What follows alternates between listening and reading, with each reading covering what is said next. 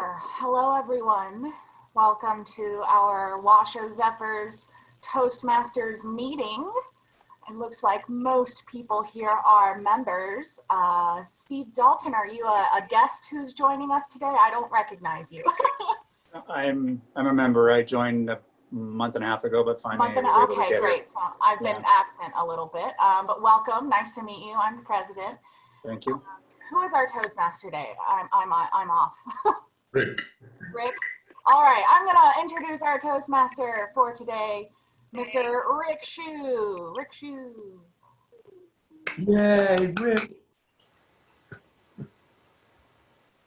Good afternoon, everybody. Uh-oh. Anyway, thank you very much for the honor to be your Toastmaster. We have a great. Is anyone else unable to hear Rick? Rick, you're kind of breaking up. We need more volume. Let me try this again. I think I need Your microphone looks like it's finicky. You can hear also you a call little in, bit. Rick, if you want to. You can call in and just mute your video. Oh, Or microphone, your audio. okay. All right. Why don't we do this? We're gonna count this back to. Can't understand it. Do the pledge. Can't hear me? Elise, can you do the pledge? And okay. I would type whatever you're trying to say. I think it's saying the Elise, you do the pledge. That makes sense. That's what I was going to offer doing. Does anyone have a flag, or should we all imagine? Christine. Your imagination. Pull up a picture on your computer, the good old American flag, and let's start our Pledge of Allegiance. I pledge allegiance, Pledge allegiance to to the the flag flag of the of the United States of America, and to the republic for which it stands, one one nation, under under God, God, indivisible, with liberty and justice for all.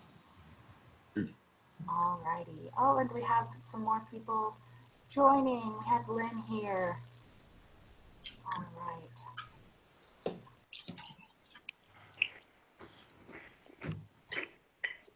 I'm not sure what's happening next.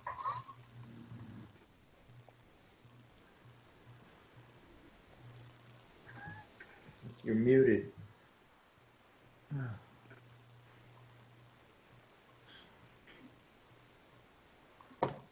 guess next would be assigning / ensuring roles. So I don't have anything up right now because I am unprepared. But here it is, yay. So, with a big ol' kick that off. Our variant was supposed to be Oliver Saw, but I do not see him in here. Would anyone like to be our all-counter and grammarian? I can do that. Awesome. Gina is going to take over. Christy is our joke master. Let's go ahead and do that. Christy, do you have a joke for us? Sorta. Great. Not really. Okay. What did the big flower say to the little flower? No idea. Hi, bud. Oh, yeah, that's cute. I like it. I was going to say, grow up. That was too. Hi, bud. Cute. All right, wonderful. Does anyone have a positive mental attitude for us today? Does anyone want to whip something out?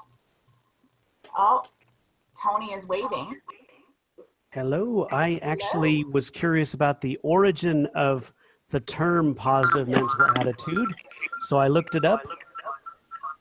Positive mental attitude is a concept first introduced in 1937 by Napoleon Hill in the book Think and Grow Rich. Oh, yeah. The book never actually uses the term, but discusses the importance of positive thinking as a contributing factor of success. Positive mental attitude is that philosophy which asserts that having an optimistic disposition in every situation in one's life attracts positive changes and increases achievement. Fellow Toastmasters. Hey. I'm being told to welcome guests, but I was told we're all members. Who's a guest here? Okay, I'm back. Can everyone hear Yeah, we can hear Rick. All right.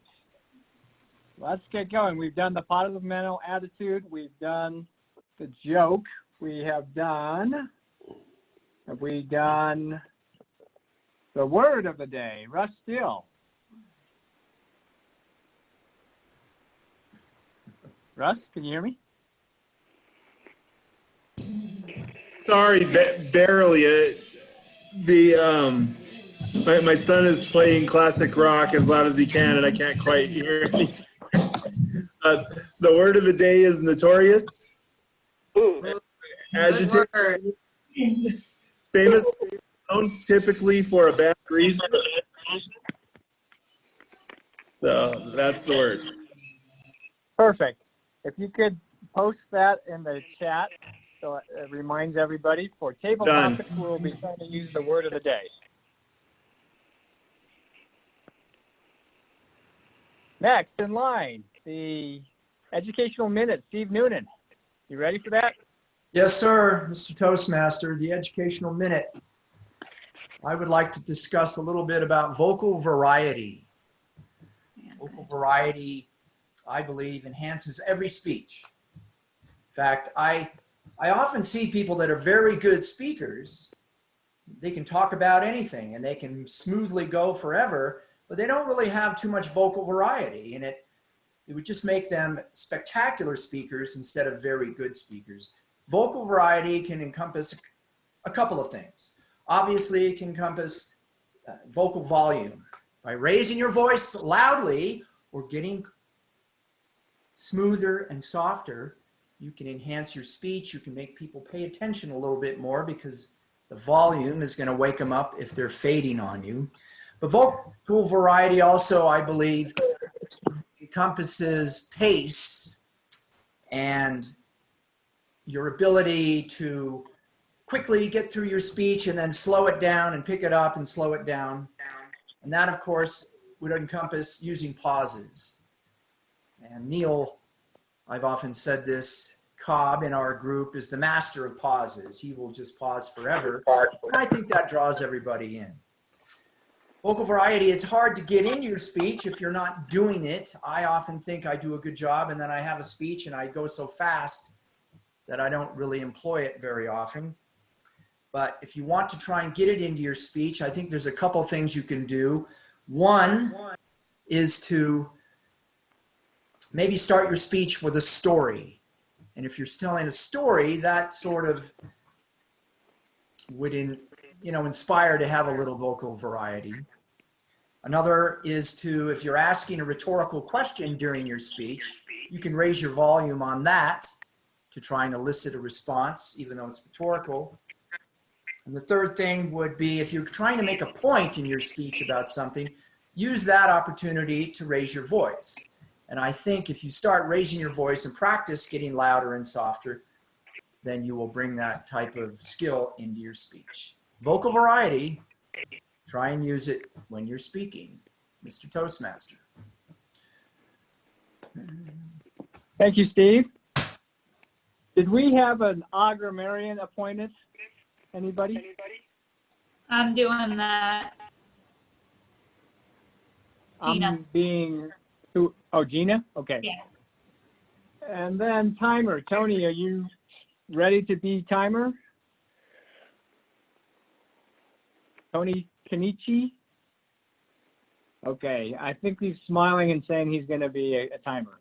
Yes, Right, I've renamed myself Tony the Timer. Okay, yeah, I see it. Okay, perfect. They're great. Oh, God. Right.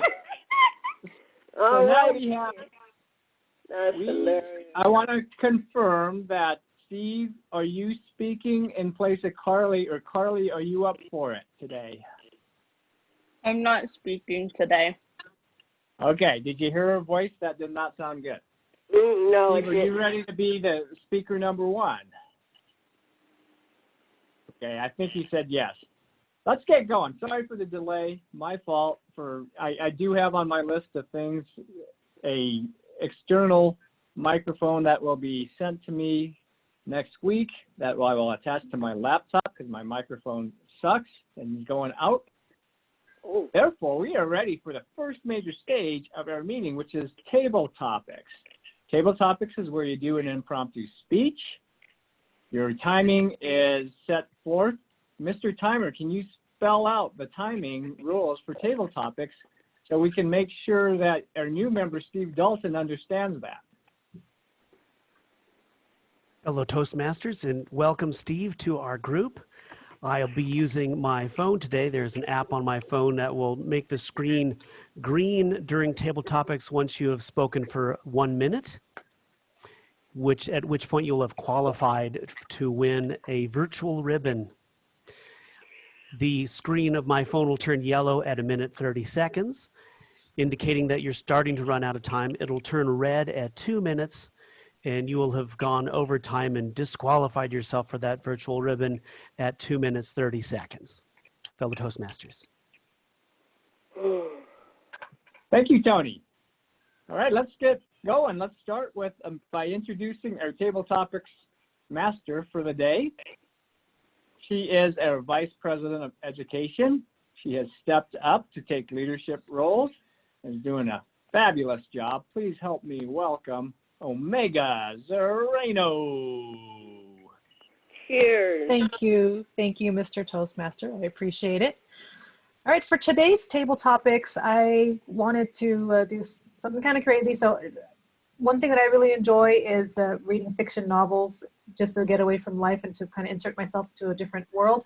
I haven't been able to do that lately. So today's table topics, I'm going to do book genres. Oh, So I'll try not to pick on the people that are speaking. So if I'm not correct, Nicole and Steve are speaking. Did you want to participate still, or did you want to hold off for your speech? I'll hold on. Okay. Okay, well, let me pick a random person. Let's go with Lynn.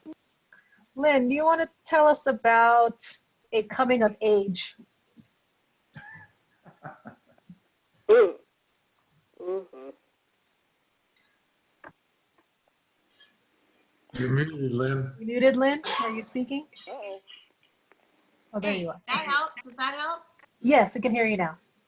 Thank you, Madam Topics Master, fellow Toastmasters. And do we have guests? We have guests? No, No? we're all members here. All right, good.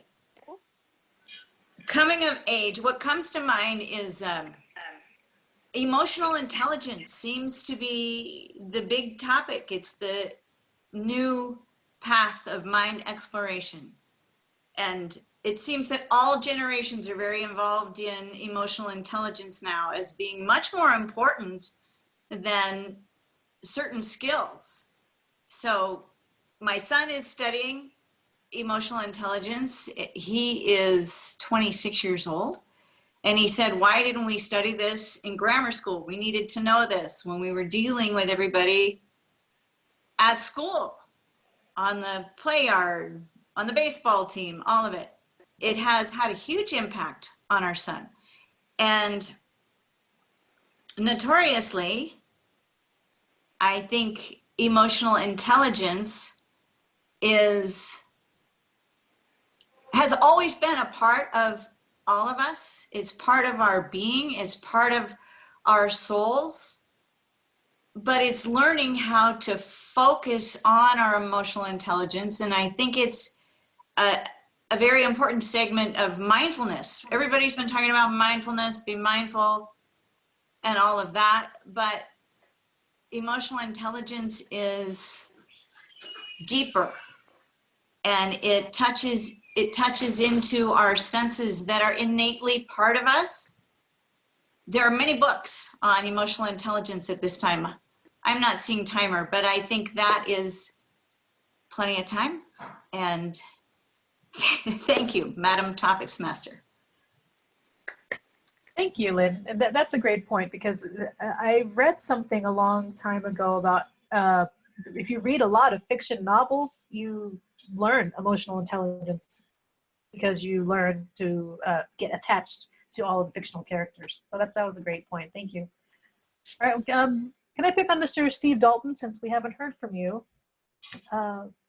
Your topic, if you would like to participate, would be paranormal romance. Whoa.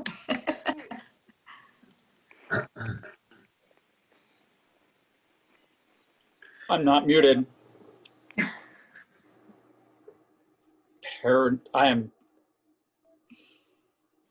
without words.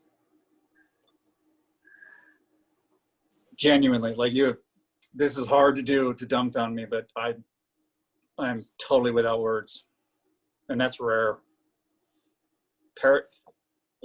Never make a deal with a dragon. I'm totally lost on that one. Like even I can't even make the connection, and my brain is like. You might pivot to a different topic if you would like. So, paranormal romances are very bad. You don't want to. You shouldn't be messing with things you don't know and things you don't understand. It can end very, very badly. And a paranormal romance, I see nothing but disaster coming from. Might seem like a good idea at the time, but it's not just isn't gonna be. It's notorious. I don't know. That's what I got. That's the most off the wall impromptu thing I have ever had to speak on in my life. That's a good one. Thank you. Thank you so much, Steve. That was great. I think a lot of us would have been lost on that one. Jeez. I would not have been. No, I'm just kidding. Well, then let me go to Mr. Steve Hendricks. How about young adult novels? Young adult novels, I would be notoriously bad at trying to do an impromptu speech on that. So I'm going to switch gears and talk about a book that I just finished reading, which was very interesting because it was written by Jimmy Buffett. And it's a book about a family that has a pet pot-bellied pig, and they live in a 4-star hotel in New York City, and the hotel doesn't allow exotic pets. So they have to try and keep the pig hidden. And it was kind of a funny book, but it wasn't really involved or deep because it was something that I read because I wanted to take a break from some of the more involved books that I'd been reading lately. So it was a good story, and the fact that it was written by Jimmy Buffett and the songs that he writes, it had nothing to do with it. If you had read it and didn't know who the author was, you never would have guessed it was Jimmy Buffett, because I read some of his other books and they're more in tune to the way that he writes songs, but this one was a total 180. Anyway, it's the name of the book is called Swine Not, and it's actually a pretty enjoyable read. It's a pretty quick read, and it was just a nice break from what I had been going through. Madam Topics Master. Thanks, Steve. I think we have time for one more.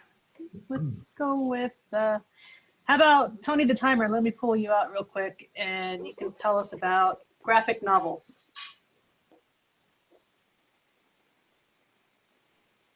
Fellow Toastmasters, I have a graphic novel of the life of Andre the Giant that a friend gave me. And it's actually a fascinating story, and it's pretty entertaining that someone has drawn it, has illustrated it. It doesn't sound like Andre the Giant was a man of many words, so that format makes a lot of sense. He was more of a man of action during his life, along with being a dominant pro wrestler during his time, and he actually was to the degree that pro wrestling is real, which is not a very high percentage. He was an absolutely dominant wrestler, and he had to be talked into giving up his title to Hulk Hogan. That the scripters had to convince him to lose the match to Hulk Hogan, which included this famous body slam where Hulk Hogan lifted a man who weighed about 400 pounds over his head to body slam him. But Andre actually died a bit too soon. He suffered from a form of giantism, so a lot of his life was spent in pain. And in spite of that, he had apparently a very gentle nature, though he did love to drink and fight, it turns out, which somehow does not surprise me whatsoever. If you're interested in borrowing this graphic novel, let me know and I will happily figure out a way to get it to you, fellow Toastmasters. Thank you, Tony. I wish I'd used the word notorious. Oh, man. I don't think anybody used the word. Did They all did. Appendix did. If you count did Tony's sneaky Oh. use at the end. Okay, well, good job, guys. So that concludes our table topics. So if you want to send votes in to Tony the timer, Tony the ballot counter, right? Great. Timer and ballot counter generally go together, yes. Yeah. Yeah, you may want to do a timer's report first, Omega. Oh, yes. Tony the timer, will you please give us a timer report for table topics? Fellow Toastmasters, everybody was on time. We had a few short ones, but everybody lasted more than 30 seconds, so everybody made it in under or over the wire or through the wire, as the case may be. And only one person failed to use the word from what I noticed, and I believe that was just myself. So if you would send a private message to me through the chat to let me know who you felt did the best job as a topic respondent, then I will tally those and we'll eventually let you know who won the virtual ribbon. All right, thanks, Tony. All right, well, I'll turn the meeting back to our Toastmaster. Thank you. Big round of applause for Omega for table topics. I did not realize that we were missing an evaluator. We were hoping that Ray could join us as the evaluator for speaker one. And therefore, I would like to solicit anybody who would want to serve as an evaluator today. Raise your hand if you want to serve. If not, I will pick somebody. Oh my gosh. Christy was first. Christy will be evaluator for Steve. And since she doesn't have the goals of Steve, I can actually point out what Steve's project is. It is a Pathways Speech Level 2 Project 1 on leadership skills. And with that in mind, because Christy, you did that speech, if my memory serves me, perhaps you can talk about what you want to see in Steve's speech, things that he can work on in the speech. Christy? And Steve, what's the title of your speech? Leading kids, too much pressure. Leading kids, too much pressure. So for Steve's level 2 project 1 pathway speech on leadership skills, I would like to see him work on vocal variety and audience engagement. Just to make sure I have the timing correct, it's a 5 to 7 minute speech, is that correct? Correct. Thank you. I hope. Thank you. Thank you both, Christy and Tony. Actually, since you're there, I should have done that first. Tony, can you explain for the benefit of everybody the timing and when the lights will come on for a 5 to 7 minute speech? Fellow Toastmasters, we follow the same pattern where there's a minute span between, well, not quite the same pattern, but the lights, they work just like when you're driving. Anyway, the first light will turn at 5 minutes. You'll get a green light, so Steve will know at that point that he's spoken long enough, but he will have more to say, I'm hoping, and he will get to a yellow light at 6, and then he will milk it for all that it's worth and see a red light at 7 minutes, and then he will stop within the next 30 seconds so that he can finish his speech on time at a maximum of 7 minutes and 30 seconds. Fellow Toastmasters. Perfect. Thank you, Tony. Without further ado, please help me welcome Steve Noonan, Leading Kids Too Much Pressure. Leading Kids Too Much Pressure, Steve Noonan.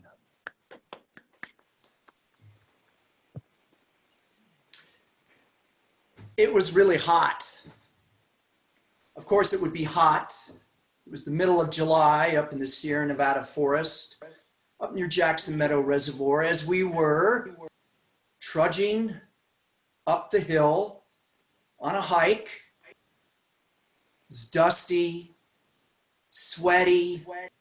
You get those bugs when you get sweaty, the sweat flies, I guess. And we're all going towards this lake. And of course, anybody who's hiked knows it always takes longer than you think it's going to take. My brother, who lived in Los Angeles, wanted me to take he and his two children, Dutch, who was 6, Turner, who was 11, on a camping trip. He didn't want to go backpacking, but he wanted to go car camping and then maybe do a little hiking around the woods. So I arranged for that. We went up to Jackson Meadow Reservoir.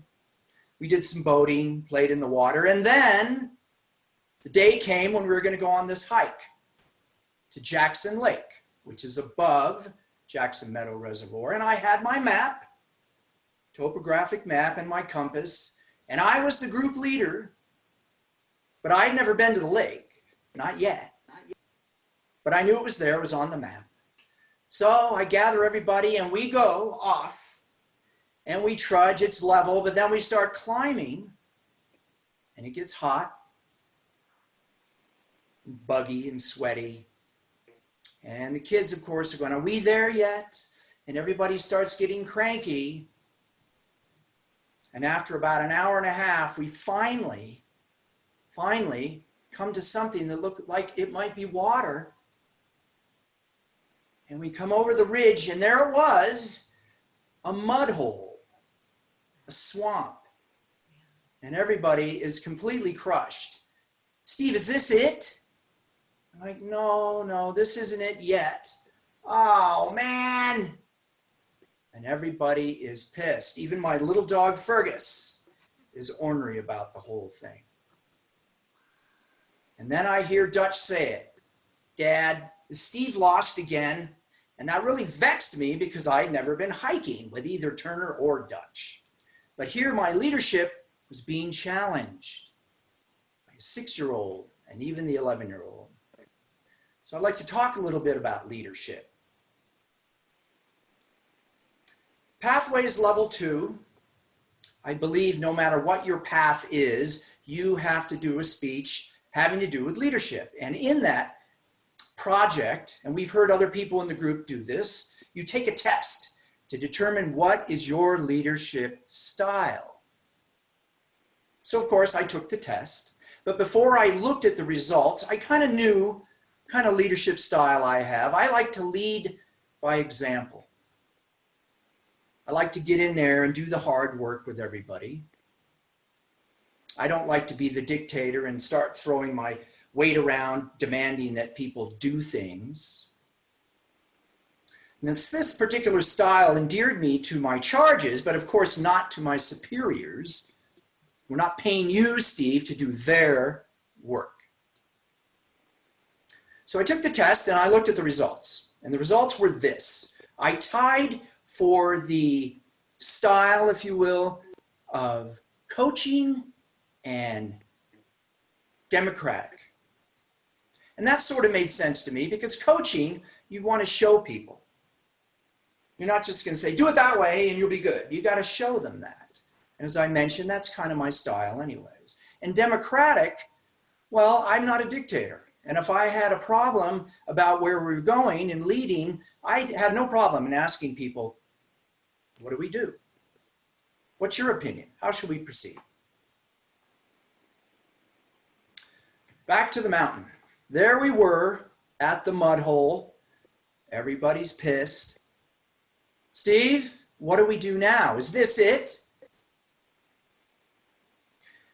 Now, in this situation, I think there were two perspectives. There's the adult perspective, And my brother Matt, who's my age, he's probably thinking, we got a little problem here. Steve's the leader. Is he safe? Is he prepared? Does he have a fallback plan here? Is he going to be able to inspire my two kids? I mean, they're pretty burnt out here. How are we going to get out of this particular jam? Nobody's very happy right now. Now, the other perspective is the child's. But of course, their perspective is, are we there yet? That's all they care about.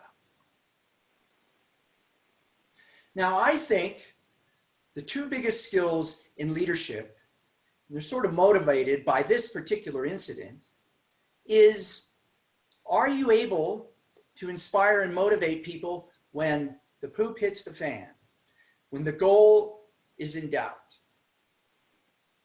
If you're a good leader, you have to get people to pick up the bootstraps and keep going and make sure that they're still going to have a good time or get the job done. And the second skill is being adept at handling failure or a setback. If the mud hole was it, and the lake that I was trying to get to was completely dried up, and this was all we were getting after 2 hours of grinding up that trail, I had to convince these guys that this was it, and this is going to be a blast.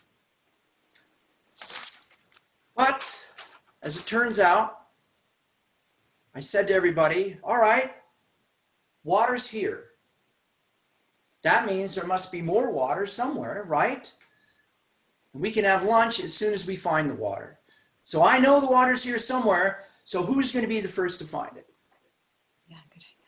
So the two little kids, off the trail they went, re-inspired, up over the next ridge, and of course, there it was, Jackson Lake, the most pristine, gorgeous little lake you've ever seen, at least for me, at that point in my life.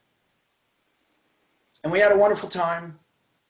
We swam, the dog had a good time. He had such a good time, I had to carry him home after that, practically. So that was my leadership exercise. So I have two things for everybody. I think to be a good leader, you have to believe in yourself and your goals if you expect others to believe in them. And the second is, when you're hiking with the little kids, you better know where the trail is going. Mr. Toastmaster.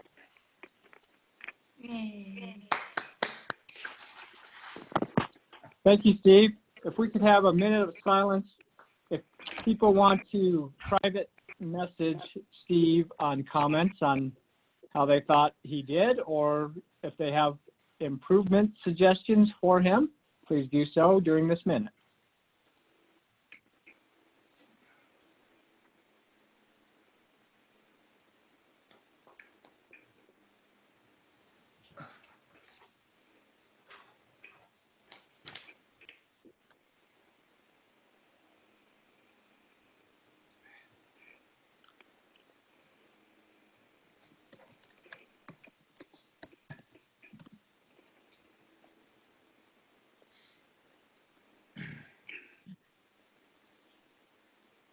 Okay, close enough of a minute.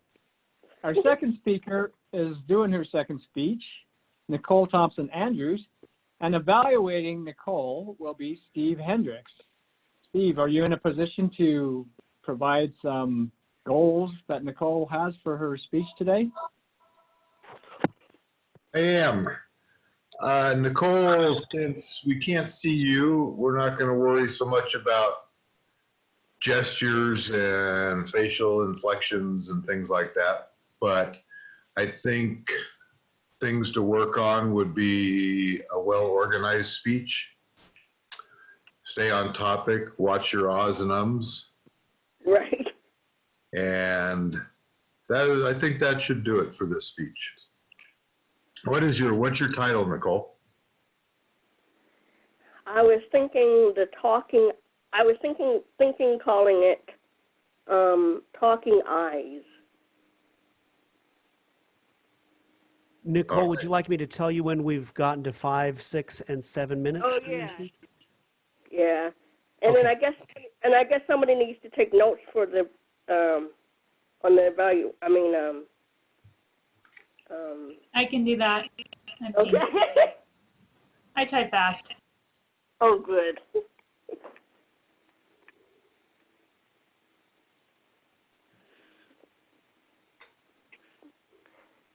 Can't hear you, Rick. Sorry, had it on mute. Speaker number 2, please help me welcome. She's one of our newer members. Please help me welcome Nicole Thompson Andrews with Talking I. Talking I, Nicole Thompson Andrews. So I know you all know that I'm blind, and I'm sure some of you probably wonder, well, gee, how do visually impaired people watch movies and such? There's this wonderful service called audio description. It's been around since the early 90s. And so that is, it basically, they describe anything that's visually on, for like Netflix and different programs, different television programs. So a lot of the major networks have a lot more audio described programs, and Netflix has a lot of them. But some of the streaming platforms like Hulu don't have enough of them. But so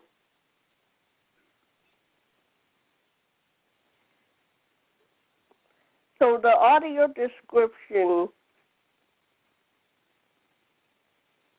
is, like I said, it describes anything visual that goes on. So they would describe like what the person is wearing or anything that's going on that's visual. And the service has come a long ways from the beginning, from its roots. I remember Mom and Dad having to send for videotapes back in the early 90s. That when it first came out, and of course there was a lot of Disney stuff like The Little Mermaid and Cinderella and things like that. And unfortunately, the movie theaters hadn't gotten to the point where they were audio describing anything. So of course, when we went to the movie theaters, they would, narrate what was going on. But now a lot, actually all the theaters, I believe it's nationwide, have audio description. And they have headphones that they provide. And if the equipment is working properly, then you're able to listen to the audio description. And now it's gotten to where plays are doing it, live plays. Before we all got stuck in the house, we would go down to one of the local theaters that did plays. So they had, it was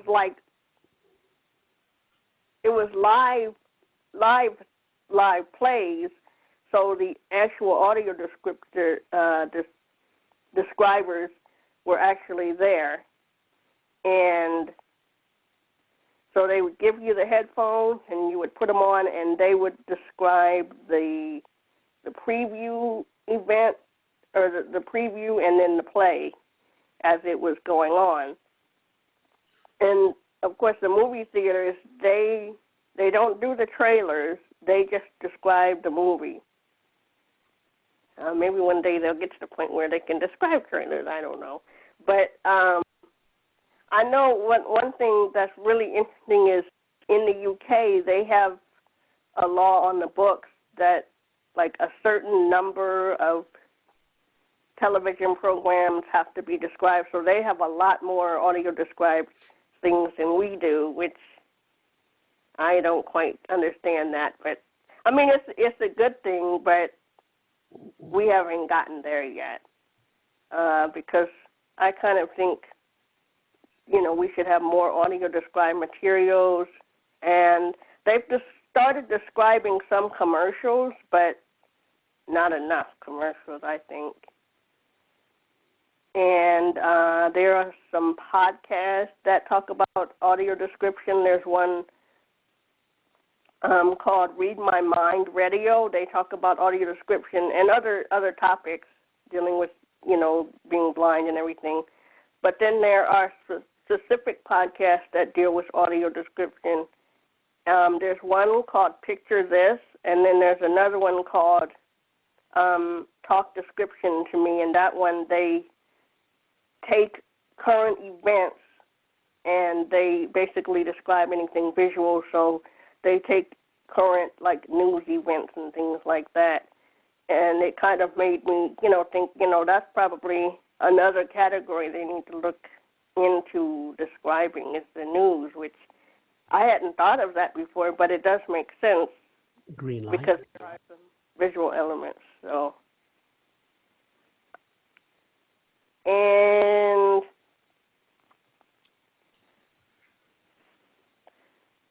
so that's some background there, and I think the future of audio description is pretty common now. It's a lot of the cable providers have it where you can either turn it on or have them do it.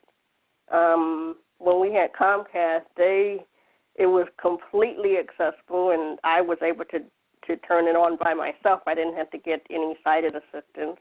So that's definitely a plus. But I know that there are different certifications that are, I think, being developed. I listened to the guy that runs the audio description project a few weeks ago, and I think he's creating a certification program for the visually impaired people to get involved in doing audio description. And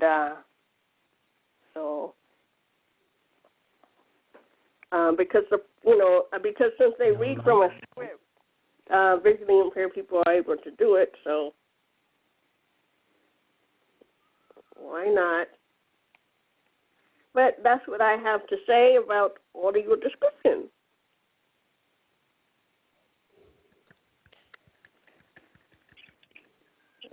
Thank you, Nicole. Welcome. Big round of applause. You can't hear it, but good job. That's okay. Normally we would take a minute of silence so we could write comments to you, but it's my understanding that the audio descriptor does not work for the chat. And so people, if you could get Nicole's email address, you can always send her some thoughts about her speech if you want, but you can't do it through the chat. Yeah, and then I'm on the phone too, so it wouldn't really. Yes, it's hard for her to check it anyway. Yeah. But I do have a screen reader, but it is only on the computer. So. Okay. Mr. Timer, can we have a timer's report? Fellow Toastmasters, Nicole was 7 minutes, 3 seconds. And wow. Mr. Noonan was 7 minutes and 25 seconds. So he did follow my advice about milking it for all it was worth. So both of you were on time, and that was a pair of terrific speeches. Thanks very much for speaking today. Yep. I know I had a bunch of ums and stuff in there. You did great. Thank you. Okay. Thank you, Mr. Timer. You did great. Thanks, now you did we're awesome. Moving into the third section of our meeting, which is evaluations. To lead the charge on this third section of evaluations is our general evaluator, longtime member. Please help me welcome Lynn Cecilia Thompson.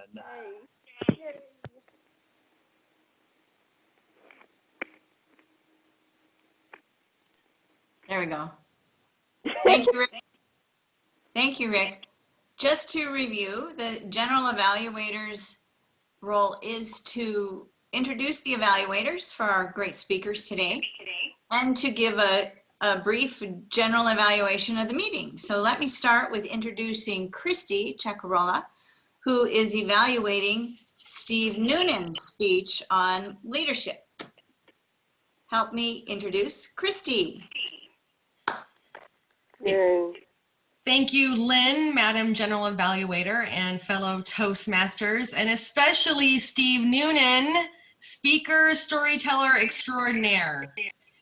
I love that you started this leadership pathway speech with the story about Jackson Lake.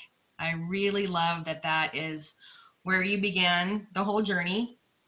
You are such a great storyteller. And I think you did, one of the challenges I gave you was vocal variety and engaging your audience. And I think you did a wonderful job with that, especially with your intro, getting us on that hot, sweaty, and dusty trail with you. The descriptor words were fantastic. You did a great job of speaking quickly and slowly as you needed. And you had some really great pauses. I can only admire you and Neil when it comes to the pauses. Like, something I'm not very good at. I loved the vocabulary that you used. I actually jotted a couple of them down. Ornery, that was a favorite. I really enjoyed that. Vexed, kids were vexed. I like that. And then you went so far as to say they were pissed, which, you know me, I'm right there when it comes to colorful language.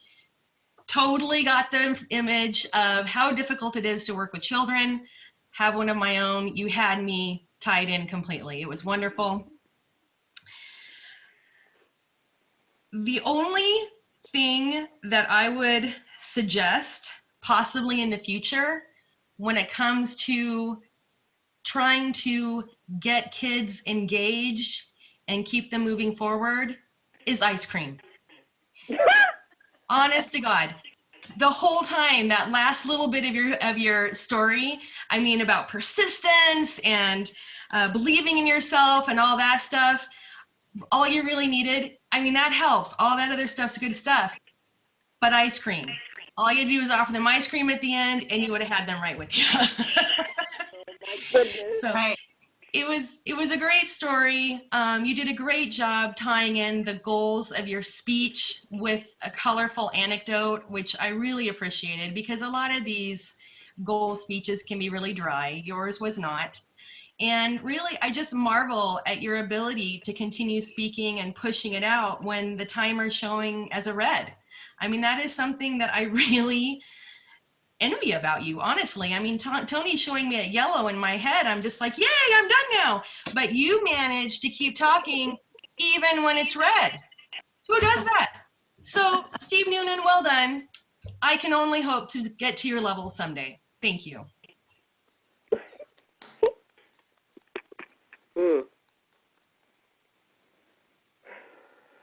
Thank you, Christy. Great evaluation. Our next evaluator is Steve Hendricks, and Steve is evaluating Nicole Thompson Andrews. Help me welcome Steve Hendricks. Thank you, Madam General Evaluator, fellow Toastmasters, and especially Nicole. This was a really good speech. It's a very interesting topic. I think a lot of us don't think about things like that, you know, when we're not in the position that you are. So thank you for sharing that with us, because it's not to be, no pun intended, but it's very eye-opening. You know, that when we don't realize what you know, blind people are going through when they want to watch a movie or do something, you know, that's more visual than just the hearing. So a lot of great information that you had. I think you were fairly well organized, and you stayed on topic. You had a little bit of a rocky start, but once you got rolling, things seemed to flow really well. You did have some ahs and ums and so's, and that's just something that's going to take practice to get over. So one of the things, I mean, just to keep working on, but as long as you realize that you need to keep working on that. It'll get easier and easier all the time. Right. One of the things that I could suggest maybe for giving this speech in the future, just to kind of dial it in and fine tune it, would be is record it, do a voice recording of the speech, and then play it back and listen to how it comes out, because that really give you a lot of good feeling about what you need to improve on, and you can also check your timing by that metric. So that may be something that you can use, moving forward. But I think, practice on this a little bit more, and if it's a speech you're going to give again in the future in some other venue, the main thing to get it really good is to practice. Yeah. And so I think you're off to a really good start. I think you can be a very good speaker. It's just, like I said, watching the ahs and ums and being aware of things that need to be improved on. But other than that, it was a great speech. We really enjoyed it. Thank you very much. Welcome. Madam General Evaluator. Thank you, Steve. At this point, I think we should take a minute or two to think about comments to our evaluators, and then go ahead and vote for our best evaluator. You can do that on the chat to Tony the timer. And then we will talk about the meeting.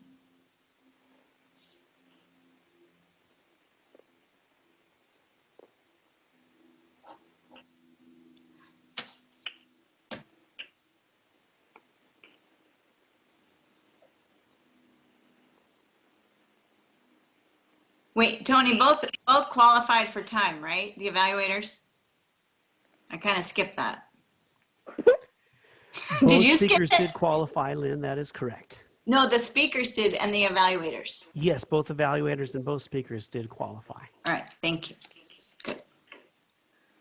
All right, well, let's talk about our meeting, which this is the best group. What I love the most about Washoe Zephyrs is teamwork and filling in, ad-libbing, and showing up. We're really good at that, and not all of us can be here all the time. We all seem to be at home, and supposedly our lives are not as full, but that is not my experience. I am busier than ever. And I think that is reflected with most of my family members and my friends. We are so crazy going, what do you mean learn how to bake sourdough? Who has time to bake sourdough? We're crazy busy. We appreciate everybody showing up and being prepared. Thank you very much. And that is due in large part to Omega. Thank you very much for organizing the meeting with your pre-meeting emails. That is very helpful to us. And Rick for stepping in, and everybody else for volunteering. When Carly, you couldn't speak. I hope you're feeling better. I hope. Thank you. We usually have people to step up, which is a wonderful characteristic of our group. We had great table topics. Omega, so creative. You really got me on that, and you got Steve really good. Steve, that was pretty funny. But you learned something today, so you get to go to bed tonight a little smarter than you were this morning about this, which is learn to pivot. If you draw a blank, I've done it, just blank, and you just go to whatever you can dig up, and I'm sure that it'll be very creative. So thank you for table topics, Omega, and we had great speeches. Steve Noonan, you're just the best storyteller. Christy captured your speech so well. Christy, great evaluation. You commented a lot on Steve's descriptive words. You have great descriptive words, and you are a great storyteller. Thank you. And Steve Hendricks, great evaluation for Nicole. Nicole, what a very interesting speech. Talk about emotional intelligence. I mean, you really broadened my understanding of what you live with every day. And thank you for sharing that. Not an easy thing to do. You would think that any lame brain would understand it, but I was going back into my memory to recall any time I've been in a theater where people are using the headphones to use the audio descriptor. So now whenever we can go back to the movies, I'll be paying attention to that, and for other provisions to help the impaired, the hearing impaired, or the sight impaired. So thank you very much. Yep. All in all, an excellent meeting. Everybody was on time, and remind you to vote. And now I will pass the meeting back to our Toastmaster. And our Toastmaster is, who's our Toastmaster? Rick, right? Yep. Rick. Thank you, Lynn. Big round of applause for our general evaluator and our evaluators. We are now rapidly approaching the tail end of our meeting. Can I get an agrarian report? That would be from, okay, thank you. All right. You guys kept me on my toes today. Oh, God. Nicole, I really enjoyed your speech. I was very enlightened by it, as Lynn said, too. I didn't have any idea what it takes for an accessible movie. But I did count several things. I got 4 so's, Oh, Lord. 5 uhs, 6 ums, 2 you knows, and 1 and. But I also got a lot of notes on all the great stuff you talked about. Steve Noonan, I only caught 1 kinda no. Kind of is what Neil Cobb would say. Rick, I heard a I wanna confirm. Wanna. A little colloquial. Omega, I got 3 ums. Christy, 1 Lynn, 1 1 and. Steve Dalton, 1 so, 2 us, which is really commendable because I don't think I could have talked about that table topic either. Steve Hendricks, 1 Tony, 1 and that's all I got. Dang. I guess I'll get there at some point. Oh, Thank I you, have done Gina. much worse before. That was very good on the uhs and ums for our first speech, definitely. Thank you, Gina. Tony, do we have a presentation of the awards? Fellow Toastmasters, we had a very unusual meeting today in which we had 2 ties. We had ties for Best Speaker and Best Evaluator. So that to me means that we need an odd number of people voting and that everybody did a terrific job today. That's the other thing that it means. And for Best Table Topic Speaker, Mr. Dalton, I'd like to congratulate you for winning your first virtual ribbon today, or immediately adapting to the situation and going with the pivot. Well done. Yeah. Thank you. Paranormal relationships. Welcome to the club. Thanks. And hopefully you will never have to partake in a paranormal relationship.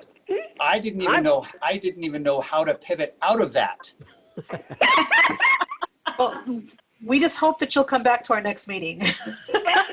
Indeed, I know. If I'm not, it's because life. But absolutely. Just read Twilight. You'll have an idea. No. I believe that topic's going to be notorious. Oh my God. It's hard. There you go. Hey, thank you, Tony. So we had everybody is a winner, not because of participation medal mentality, but because everybody did well and the votes lined out the way they did. With Steve Dalton, I was checking online, multitasking, and you haven't come up on as a club. I'm sorry, let me start that. You have not, your name does not appear yet on the club roster, but if you are joining us, that's great. And I think we need to do acknowledgments and invoke you and even do a little bit of an introductory, I guess it's, what do we call that, Gina? Invocation? Goat sacrifice. Induction. Hazy. Induction. Paranormal activity, sacrifice. Where are we going here? Where we're going here is what we do is we normally just go ahead and we ask you first, why did you decide to join Toastmasters, and have you answer, and then we'll ask you another question, and then we'll induct you. So why did you decide to join Toastmasters? One of my best friends was a member of it when I was kind of learning sort of, I don't know, not professionalism, but just growth, I guess. And so as I open an office here in Reno, medical office in Reno, and networking, trying to figure out where there's valuable, just valuable opportunities in group gatherings that are actually going to lead to something more than paying somebody dues for nothing. And so Jason did awesome stuff for me, and it's one of those like, well, it worked for him, so that's why. So yeah, that's why I chose it. And then this more location is because the Charles Schwab's right down the street. Figured it's close. Perfect. Great. You actually answered the second question, is why would you choose Washoe Zephyrs? Why did you choose Washoe Zephyrs? We're a bunch of sometimes disorganized but happy members here. It was purely a geography question. Purely geography. Like I said, if I give up an hour and a half or whatever it is during the day in the middle of my patient schedule, I can't be 20-minute commute each direction. It's got to be something that's 5 minutes up the road. So that's the driving force. Great. Perfect. I'd like to solicit a motion to induct Steve Dalton. Yay. So moved. Elise by move, second by Gina. All in favor? Aye. Aye. All right, you're in. And Steve, Make sure you send us your email address. You can put it privately in the chat to Steve Hendricks, our treasurer. yeah, Steve, Yeah, can you? I'm in the right- mails. I'm in the mail streams. Oh, you are? Oh, Yeah. okay. Should be let's see. It should be. It's either SJ Dalton or FVMC Doc Okay. at Gmail. I don't know which one I signed up under, but Okay. Sounds great. Now, the next question for next week, or not next week, but our next meeting would be, are you ready to do an icebreaker? Yeah. I just don't know what's entailed. But yes, but I don't know what's entailed. About you. It's just a 4 to 6 minute speech talking about yourself. Just organize it and tell us your story.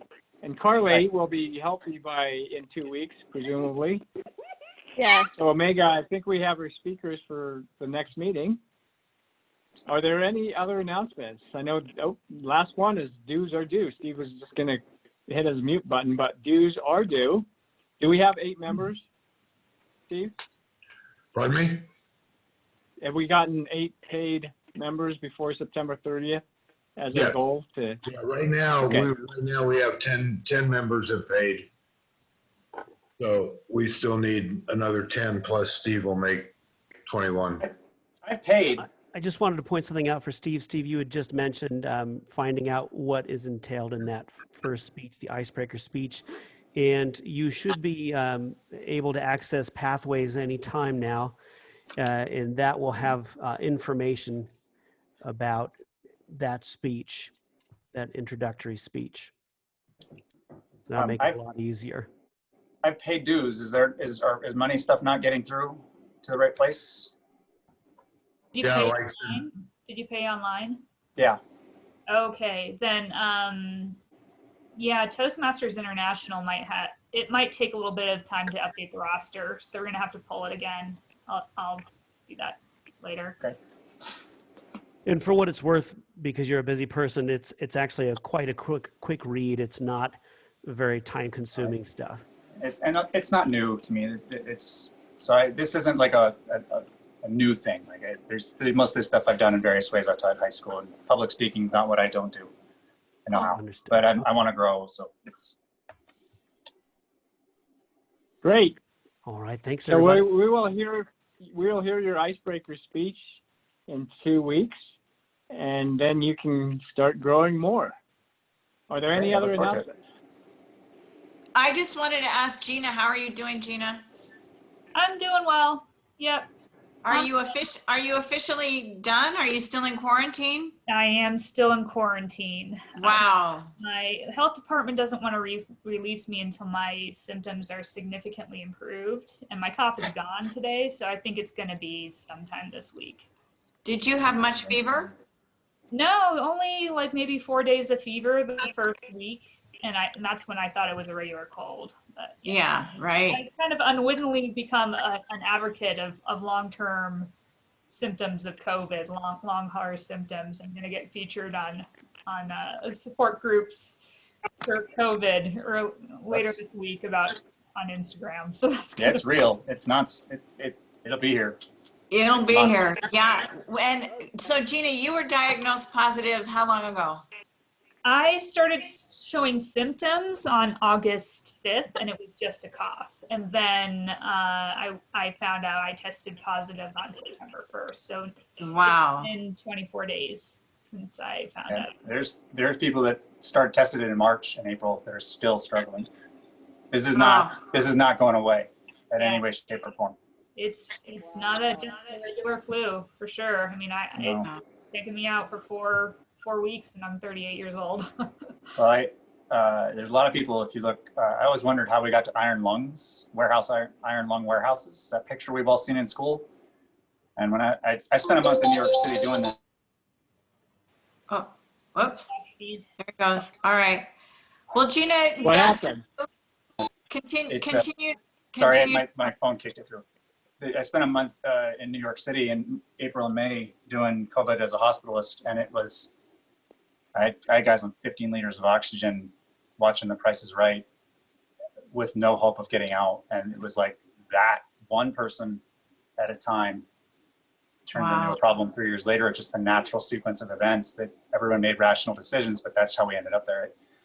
This disease is, well, you're living it, experienced it. I swam through it, and it's not going to be fun. And, but I think that you have to have people that kind of understand it and think outside the box, because the people that are thinking outside the box are the ones saving lives. The other ones that are staying in their box are killing people. Wow. Well, worker. That's a speech. There's a speech for us, Steve. Yeah, that's a bit of a therapy session. Yeah, right. For all of us, agreed. Well, Gina, continued recovery. Best to everybody. Stay safe. Wear your masks. Yeah, Okay. indeed. Thank you. We'll go ahead and close the meeting since Elise has left us. And thank you everybody for sticking around. We'll see you in 2 weeks. Thank you. Thank you. Thank you. Bye, guys. All right.